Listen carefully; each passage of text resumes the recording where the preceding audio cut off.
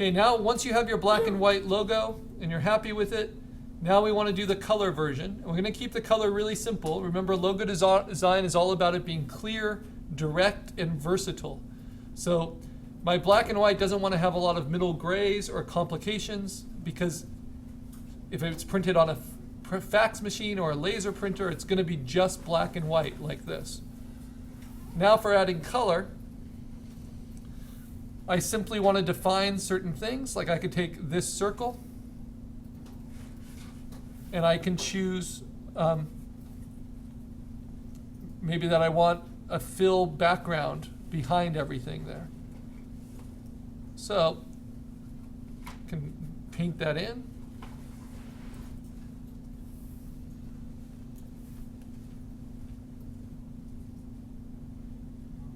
And any path you can draw, you have a few options. You can fill it with a color, and you can also play with its gradation or its opacity under transparency here. And then, like any other kind of vector path, I can decide to move that down below certain layers and in front of others.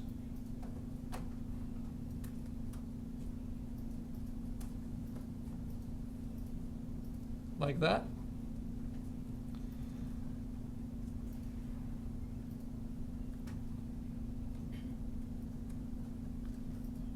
And then, let's see, I kind of like that. Now what if I want to take the black line work, move it on top, and now maybe I want to color the oxygen mask and the arrows and all of that. So it's all about knowing where your assets are and where your groups are. So I'm going to create a new layer. I'm going to put it between the red circle and the black line work. And I'm going to start drawing new paths with my pencil tool. That's what I like to use. And first I'm going to do the yellow, kind of airline yellow of this safety mask.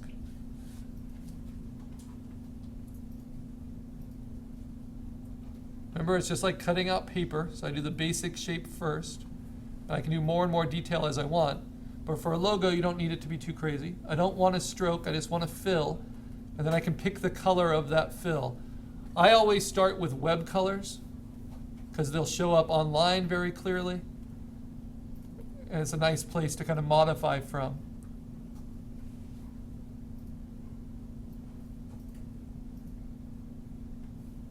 Doesn't give me a lot of yellow options, though. So maybe something like that. And then I'm going to move that behind the black lines. So it's like coloring in stained glass. I want white for the oxygen bag and its cord.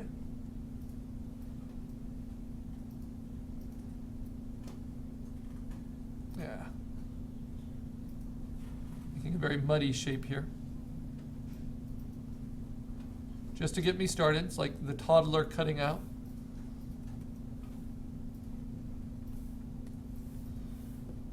Then I move that behind, but then I can always refine it and improve this shape.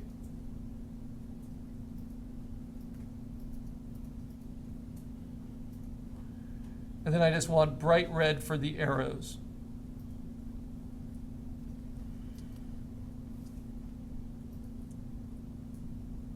And remember, I already did that white fill behind my woman. Oops, didn't do a good enough job connecting this. And you can see that that's showing up as a slightly lighter pink. So I can play with that and make her skin tones kind of appear a little differently.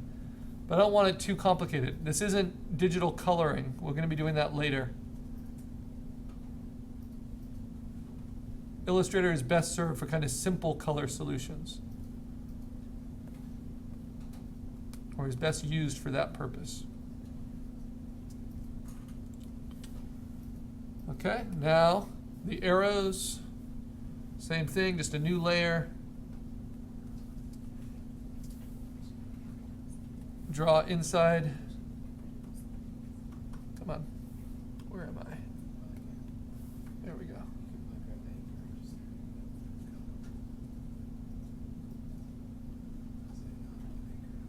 And so coloring should not take very long for this.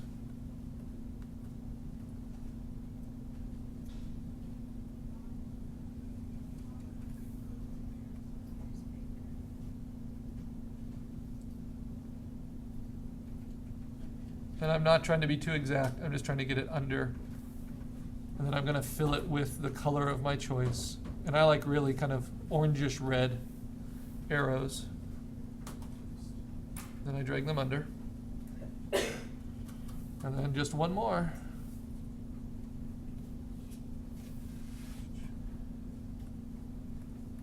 Now, as you complete something, it's not a bad idea to lock it. Because it can become very easy, especially as you start to have a lot of elements and you build complexity in your design, to have overlapping anchor points, and it's tough to make the selections you want without locking certain paths. But the more practice you get with it, the less intimidating it gets. Now, what if you just can't match a color? Like I wanted that yellow again, but I just couldn't find it on the scale.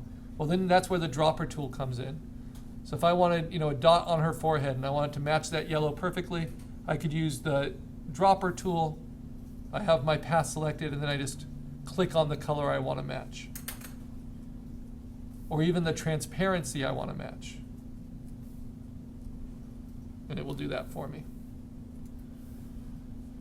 Okay, so now I want to deal with the white behind her and kind of trim that up, make that look a little bit better, and then I think I'm kind of done. I might enlarge the pink circle a little. Using the large selection tool is just like transforming. If you hold down Shift and Option, it will grow from the center without losing resolution. And I can give it a stroke if I decide to. It has a white stroke right now.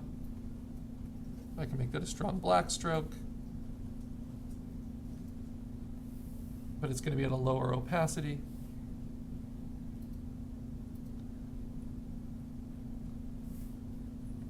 So you can kind of decide how to mess with it.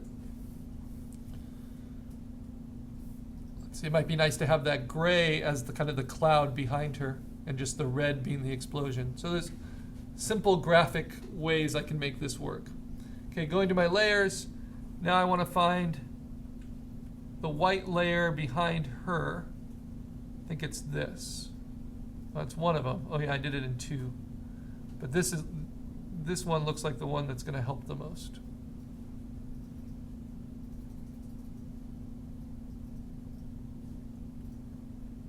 So I'm going to just make a duplicate of that. And you can do edit, copy, and then edit, paste in place.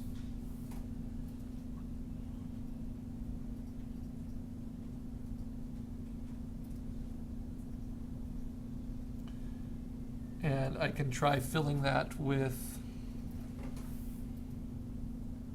something that's on top of the pink and maybe change its color. Something more fleshy.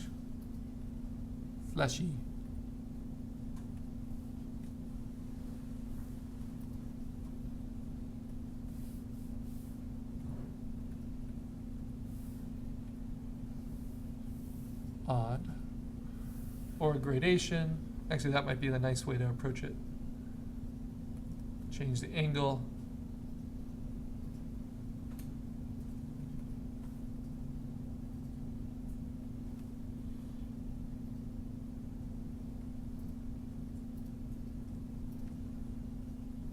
No, I want full opacity. So let's make that gray a little less severe. Okay. And then move it back underneath, so it'll be more subtle.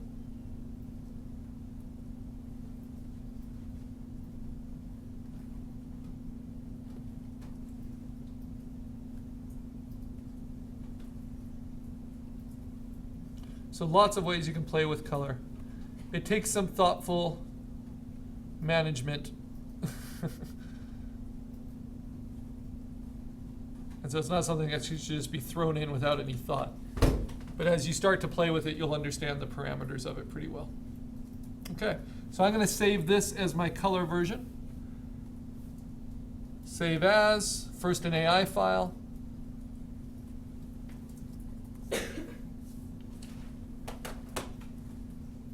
It's the working file type to the desktop. And then in the EPS. And now in the last couple minutes, we're going to put these both into a Photoshop file that you can submit to Dropbox. And it's very important you have that EPS file to use.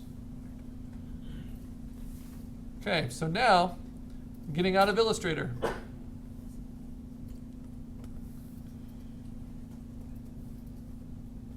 And I'm going to open up Photoshop. And instead of clicking on the files to open them, I'm instead going to say File New. And I'm going to say Carl Fry, Assignment 6, Logos. And I want it to be 10 inches wide, 8 inches high,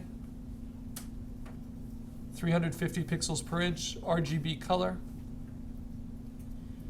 And now I'm going to click and drag on my different EPS files. My black and white, I'm going to bring that in, hold down Shift and Option, shrink it down so it fits nicely, place it. This is just a preview. But this is going to come in as what's called a smart object. So no matter what the resolution is, it's going to match it perfectly and will be as clean to that resolution as I want. So that's 350 pixels per inch. Right? But as I increase this, if I make the image, let's say 650 pixels per inch, because it's a smart layer, its resolution will automatically improve because it's using the vector to show me the resolution. And as I enlarge it, as I scale it, so let's take that layer, transform it. I can make it bigger. It's not going to soften its quality at all. It's going to output it right from the vector. So it matches that resolution, whatever that resolution is.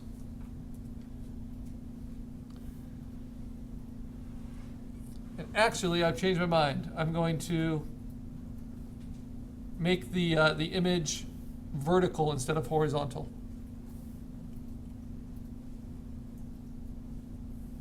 And I'm going to put my black and white on top. And that might be a good format for you to do it. Just think of how it's going to print out and what kind of portfolio piece it will be. Now I'll take my color EPS and I'll do the same thing.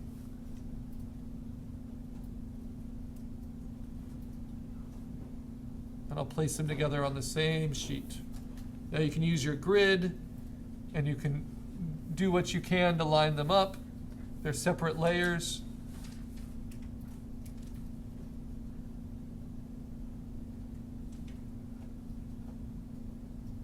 Yeah, that looks pretty good.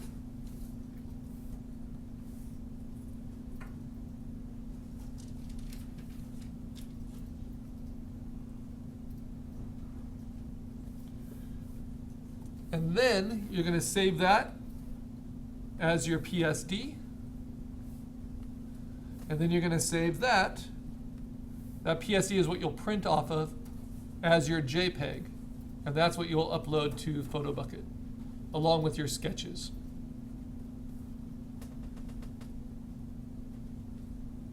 Now the other way we can do it